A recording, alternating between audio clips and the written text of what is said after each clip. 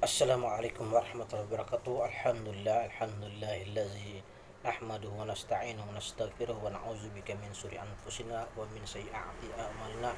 May yahdihillahu fala mudilla lahu wa may yudlil fala hadiya lahu. Asyhadu an la ilaha illallah wa asyhadu anna Muhammadan abduhu wa rasuluh. Allahumma shalli wa sallim ala hadzal nabiyil karim wa ala alihi wa ashabihi tahirin. Amma ba'du. Para ikhwafina yang sama-sama dirahmati Allah Subhanahu wa taala, kembali ke channel saya ini, channel Ahmad Samsuri. Ya, saya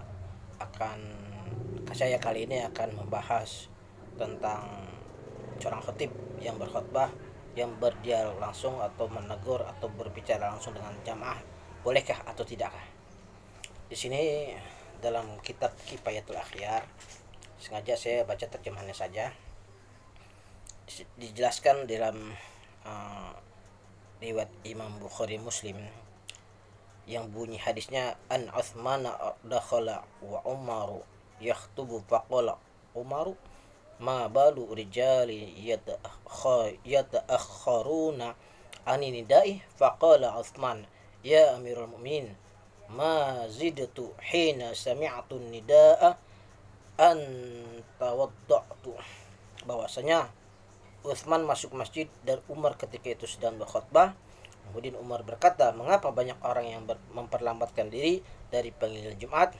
Kemudian Utsman menjawab, wahai Amirul Mukminin, aku tidak melewatkan waktu tatkala aku mendengar azan selain dari aku berwudu. Dalam riwayat lain dikatakan, anna Nabi sallallahu alaihi wasallam dakhala alaihi rajulun wa huwa yakhutubu yaumal jum'ah faqala mata sa'ah fa'awma an-nasu ilaihi bisukuti falam yaf'al adal kalama faqala Rasulullah sallallahu alaihi wasallam lahu ba'da thaniyah wa haka ma a'dad talaha qala hubbulillah wa rasulillah faqala innaka ma'aman ahbabta. Bahwasanya ada seorang laki-laki memasuki masjid menghadap Nabi Muhammad SAW yang ketika itu beliau sedang berkhutbah. Nabi sedang berkhutbah. Pada hari Jumat, laki-laki itu berkata, bila datangnya hari kiamat, kemudian para muslimin memberi isyarat kepadanya agar diam, tetapi tidak mau diam, bahkan mengulangi pertanyaan lagi. Kemudian Rasulullah SAW bersabda, setelah pertanyaan itu yang kedua, celakalah kamu, kata Nabi. Apakah yang telah kamu persiapkan diri untuk menghadapi hari kiamat? Laki-laki itu menjawab, cintaku kepada Allah dan utusannya. Kemudian Rasul menjawab, kamu akan bersama dengan orang-orang yang dicintai. Riwayat Al-Baihaqi dengan sanad yang sahih. Dari penunjuk dalil hadis ini adalah bahwasanya Rasulullah SAW tidak mengingkari pembicaraan para muslimin. Seandainya berbicara itu haram, maka Nabi Rasulullah SAW mengingkari perkataan dari laki-laki. Diperbolehkan berbicara sebelum khatib mulai berkhutbah dan setelah selesai berkhutbah serta sebelum sholat.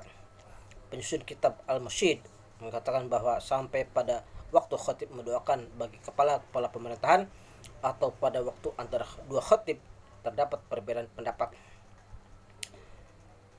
Menurut zahir perkataan pengarang bahwasanya yang demikian itu tidak haram. Ketidakharaman berbicara itu dipastikan oleh Imam Nawawi dalam kitab Al-Muhazzab dan Imam Ghazali dalam kitab Al-Wasit. Tapi dalam kitab Asy-Syamil dan lainnya di bahwasanya ada dua qaul. Kemudian hukum yang disebutkan adalah bagi pembicaraan yang tidak berhubungan dengan tujuan penting yang harus dilaksanakan. Adapun seorang itu melihat orang buta yang terjebak dalam sumur atau melihat kala itu melata kepada seseorang, kemudian ia memperingatkan, atau kepala pasar memungut biaya cukai dan lain sebagainya ya, atau utusan hakim yang pemakan suap, maka perkataan itu tidak haram dan tidak ada khilaf. Demikian pula apabila seorang yang beramar ma'ruf nahi mungkar, maka itu tidak haram tanpa ada khilaf, yang demikian itu telah dinas oleh Imam Syafi'i dan disepakati oleh para ulama mazhab. Wallahu a'lam bishawab. Jadi sini apa hukumnya ketika khatib sedang berkhutbah berbicara atau berdialog langsung atau menegur langsung dengan jamaah, kepada jamaah, hukumnya dibolehkan asalkan sifatnya darurat. Sifatnya darurat, misalkan khotib lagi berkhotbah, ya ketika khotbah ya berwasiat, misalkan sedang berwasiat gitu kan, usikum wa nafsi bittaqwallah faqad faza man ittaqa, gitu kan.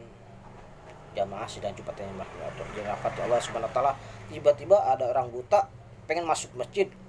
Sebelah kiri, di sebelah kiri ada sumur. Wah, dibilangin langsung khotib. Mas, mas. Ketika khotib lagi berkhotbah langsung teriak-teriak. Mas, mas, jangan lihat situ, jangan lihat sebelah kiri. Nanti mas kecebur. Kalau kecebur mati, berapa? Udah sebelah sini, sebelah kanan. Kalau masuk ke sini sebelah kanan, bukan sebelah kiri. Loh, boleh, diperbolehkan asal sifatnya darurat. Atau kan sifatnya amar ma'ruf nahi munkar, seperti contohnya dalam kitab Bulughul Maram, ketika Nabi berkhutbah ada seorang laki-laki baru datang ke masjid, tiba-tiba langsung duduk.